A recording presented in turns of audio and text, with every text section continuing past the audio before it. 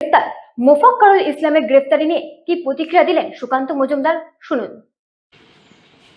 আমাদের কাছে যা খবর যে রাজ্য পুলিশের সিআইডি শাখা সে মোফাক্কারুলকে অ্যারেস্ট করেছে যখন সে নাকি নেপালে পালাচ্ছে।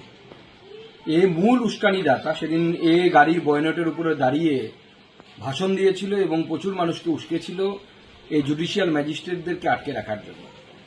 মোফাক্কারুল মূলত ইটাহারের বাসিন্দা এবং সেই ইটাহার থেকেই তৃণমূল কংগ্রেসের বিধায়ক এবং তৃণমূল কংগ্রেসের মাইনরিটি মোর্চার প্রেসিডেন্ট সেই ইটাহারেই বাড়ি। এবং এই জন্য ভালো করে তদন্ত করে দেখা উচিত যে মোফাক্কারুল আদপে কার হয়ে কাজ করছিল।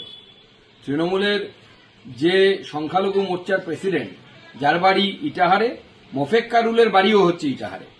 তো এই ইটাহারের দুই ইটাহারবাসীর মধ্যে কোনো যোগসূত্র ছিল কিনা এবং কোনো প্ল্যানিং ছিল কিনা খতিয়ে দেখা দরকার।